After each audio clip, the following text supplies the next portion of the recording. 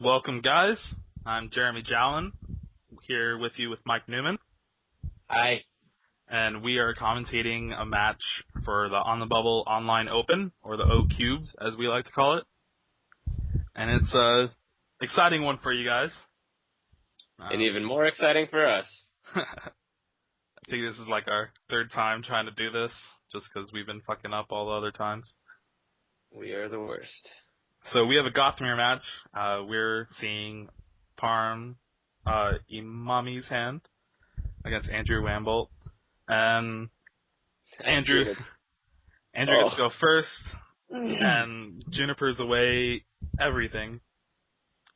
Literally everything. He should Sugar, just quit. candy, 2 DCE, Gothitelle, and a Pokemon catcher. Like, everything that's really good in this matchup, and in general. So we got a Floatstone on this Duskull that he started with.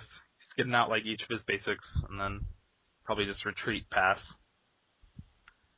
And if we look at Parham's hand, it's not too great either. It's definitely like he's gonna have to discard his entire hand to do something. Yeah. So his options are like play it safe here and computer search for a Beecher or just play his whole hand out. And I think we both agreed that playing the whole hand out and just getting out 2 Gothitelles is definitely his play, which is what he's going to end up doing after some thought. See, this is what happens when you commentate a game for the third time. There's no surprises. I have to act like I don't know what's going to happen so that it's interesting commentary, but he's just going to computer search an Ultra Ball for 2 Gothitelles. I'm telling you. I don't know, man. Those 2 catchers are pretty useful in this mirror. Right now. You should just play them both and discard the Ultra Ball with the Juniper. But like the thing with like just computer searching for like a Beach or an N is if he doesn't hit another basic, if Andrew does happen to draw his third DCE, he could just win by knocking out the Gothitelle. So he needs to get more basics out. Toads. And I mean, discarding all this still isn't as bad as what Andrew discarded turn 1 with Juniper, so he's still in a better position. And he's also netting way more cards than Andrew did with his like shitty Juniper, because he gets to search out 2 Gothitelles and then Juniper. For sure. Could be worse. So he draws a whole bunch more Junipers. And this is a point Jeremy and I brought up during our first attempt, was that I was wondering why he didn't play the Tool Scrapper right away, just because he was preparing for Trainer Lock and you'd think you'd want to get rid of it, but as you'll see here in a few turns, holding onto the Tool Scrapper actually proves to be super clutch. Basically, you want to try to save Tool Scrapper to get as better or as much of a good position as you want. So if like you're able to hit 2 Floatstone off the Tool Scrapper, or just like hit the Floatstone to where it'll screw them over like retreating wise, then it's the best play. But if you just use it right now, it doesn't really do much. And you also see that Andrew opts for Dowsing Machine over Computer Search, which was kind of like a split decision at Nationals. I know like half the Goth played Computer Search, half the Goth played Dowsing. Yeah, I noticed a lot of disagreement there too. What did you play? I played Computer Search, and Edmund also played Computer Search. Just because Did Harrison and Mike play Computer Search? I have no idea, actually. But I know Sam Liggett played Dowsing Machine. And I think Foisey played Dowsing Machine also. Foisey made top 8, right? Yeah. But I like Computer Search just because it helps get the turn 2 Goth more than Dowsing does. So you see Andrew got the 3rd DCE, kills Gothitelle, and Parham's kind of like in a position now just because he brought up the Duskull. He's able to Tool Scrapper now, and the Duskull's basically stuck active. He needs one of his 2 remaining DCE left to retreat, or another Floatstone, and judging from Parham's hand, he can get Goth out this turn. Then it's going to be huge. So this is where holding that Tool Scrapper comes into play, because last turn had Parham played it, Andrew had a whole turn to attach one, but now Parham scrappers that Floatstone, and then he's going to Trainer Lock Andrew, so where Andrew's only options are attach his 3rd DCE and retreat, so he just would lose by only having one DC left in deck, or decking out because he just has a Duskull active. So, I mean, obviously, he's going to have to attach a DC and retreat eventually. So, I'd say this is probably the biggest turning point in the game where I feel like Andrew's door to victory is pretty much closed, if not slightly cracked on the odds that... Also, another thing that's really big in this mirror match is actually evolving into the Excelgor.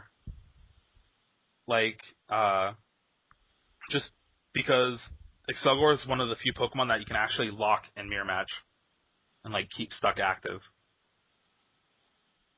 So that's another thing that you'll see come into play later. Spoiler alert, God. Spoiler alert!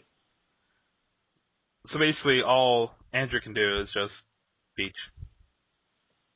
And I believe Parham, all he should do is just, like, Skyla for Floatstone and then Beach. So, Jeremy, if you're Andrew here, like, what are you even hoping for? Like, what's your mindset? Just DC and retreating?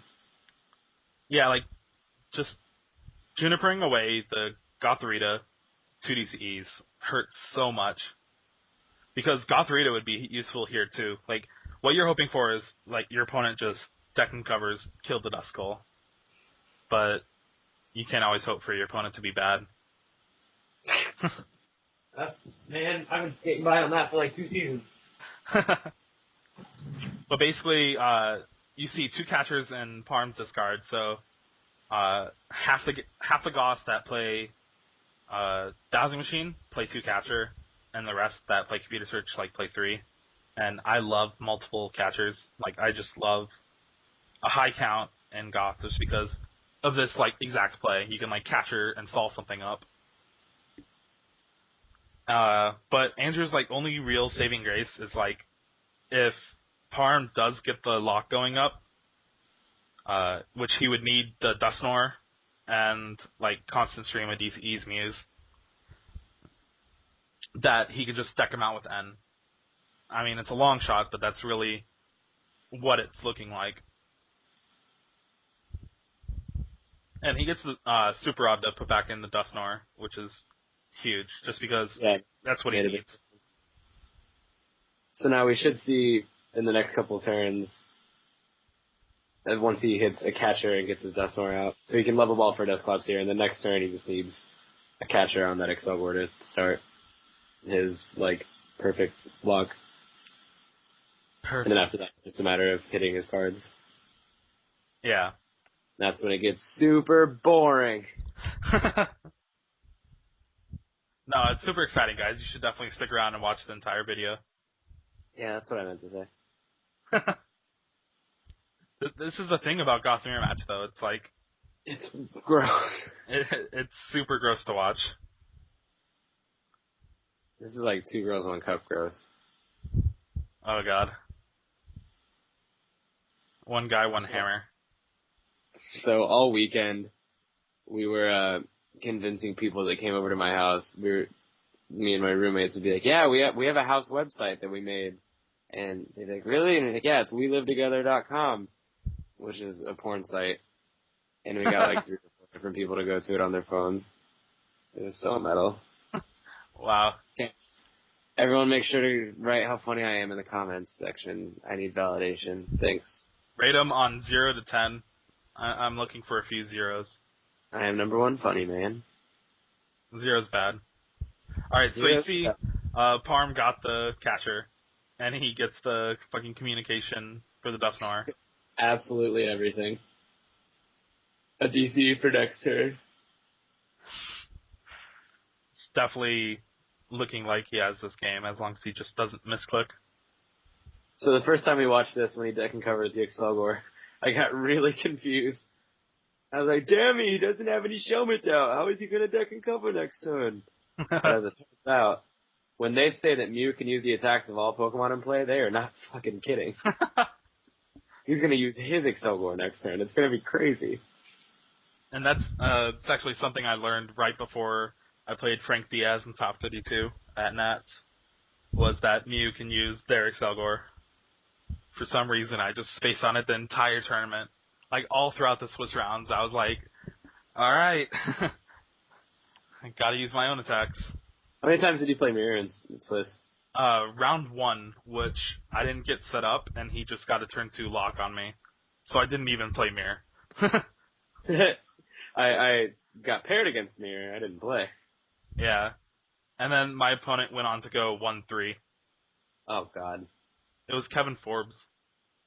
Oh, I love that dude. Yeah. He was super awesome. But he did horrible. He's, like, pretty good. That's odd that he did so bad. Yeah. He got top 8 or top 4 at... He said he got top 4 at the St. Louis. St. Louis Regional, yeah. 10 out of 10 would play him again. As long as he doesn't beat me. Dude. I like Kevin a lot. So basically, you never want to knock anything out in this, just until you have enough damage to where you can knock out the lowest amount of HP that's on the board for 6 prizes. So right now it's going to be both Muse, Duskull, and Gothitelle. So, for those of you keeping score at home, that's all that's going to happen for the rest of this game. I just remembered that I don't have any clean clothes to wear to work tomorrow, so that's what I'm worried about right now. Because this game is pretty much over. I've moved on mentally. I mean, as long as he doesn't misclick, like, bringing up a Dustnor or something. Mad Kinesis! Oh, God. Like, I think the only match that's, like, worse than this mirror match is Gothitelle versus Snorlax. Oh, yeah. Well, at least Gothitelle versus Snorlax is like an auto win for Gothitelle. Yeah, as long as you don't start Duskull. Yeah, if you start something that can... Yeah. Because this is just a total shit show where, like, anyone can win, but if I'm playing against Snorlax, I know from turn 1 whether I'm going to win or lose. Yeah, it's just if your opponent doesn't scoop, then it's horrible. For sure. Draw, Mad Kinesis, draw, Mad Kinesis. Alright, so basically, Parham, all you have to do is just keep drawing Mew and DCE. Spoiler alert, he does.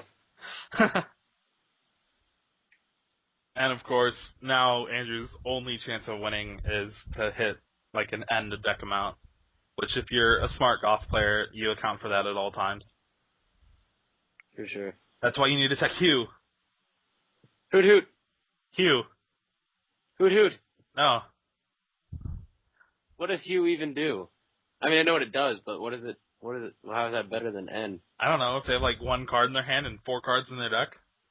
Oh yeah, shit, that'd be super cool. Shut up. So I have a funny story. One of my friends was playing Goth at a Battle Roads this past spring, and he's playing against the Garbodor deck, and he didn't play Tool Scrapper. So he's just sitting there losing, and his opponent's like, yeah, I have a counter for your deck. It's Audino Hoot Hoot. And he just sits there like, Garbodor shuts off Audino.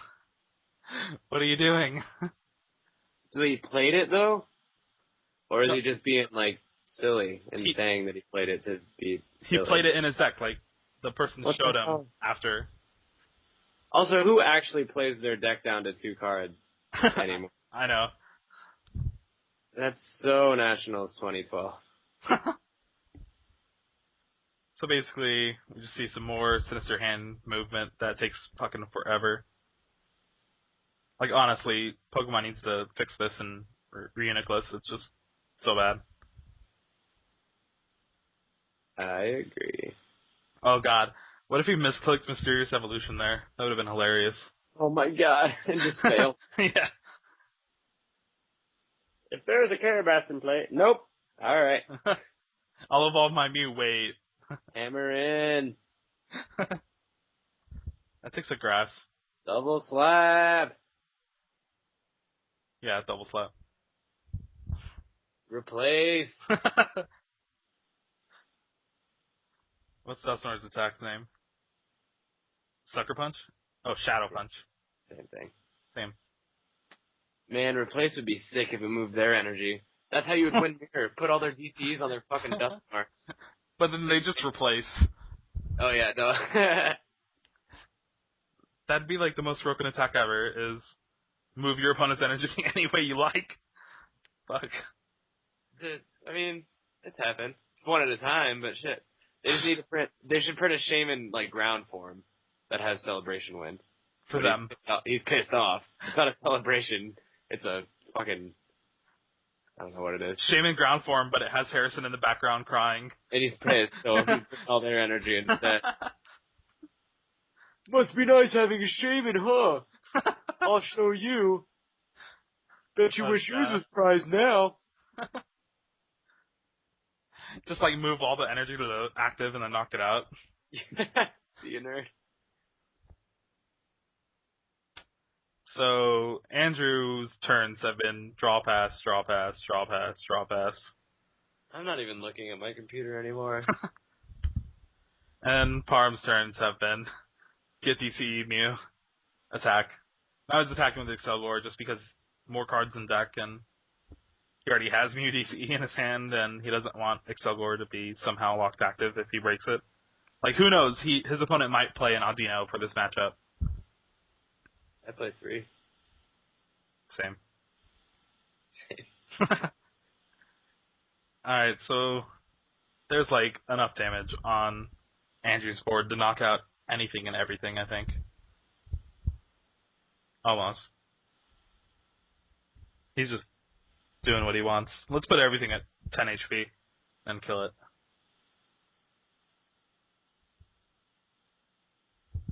That's what this deck does, though. It just locks you and takes 6 prizes at once. And that's why it's so good, because N can't really counter it either. Yeah. Like, Blastoise always has, like, trouble with N, just because 2 prizes, takes a prize, and, oh shit, I can't draw anything. Yeah, for sure. Same with, like, Plasma, too. It's like, N's, like, such a critical card for comebacks against other decks, but this deck, it doesn't really do much against. Like, it actually helps them, and is a draw 6 late game for them. Which is nuts. And chances are the deck they're playing against has, like, went up early. Yeah. So, even though they're locked, I guess it doesn't matter what's in their hand, but, like, it's still just the added bonus of, like, your ends are almost always good for you and bad for them, just because they're usually going to kill Gothitelle before you set up. Alright, so this is the turn where he just wins. Surprise. He has enough damage everywhere to just knock it out. And he's just making sure he has his math right, because the one thing you don't want to do is, like, knock out 5 Pokemon and then get N to 1 and not have an attacker set up. Word. Even though it doesn't matter, because he has Mew double DCs everywhere. And another thing that's cool is you see he plays 4 Gothitelle, which is actually what our national champion played, just because he liked getting the turn 1 Goth, or turn 2 Goth so much. And he has 3 Beach in hand. It's pretty funny. Yeah. That's a really wacky hand. Alright, and that's the game. I hope you guys enjoyed it as much as we did. So, at all. And you see that his time played for the match was like 14 minutes, and Andrew's was like 4. And it just goes to show you how much of a trooper Andrew is. Yeah, Jesus, I'm so surprised he, like, finished that game out. Mad props. Yeah, especially for this free tournament. I bet I said mad props. I need to go to bed. Alright, stay tuned for Game 2, which should be up around the same time. See you guys. Okay, have a good night.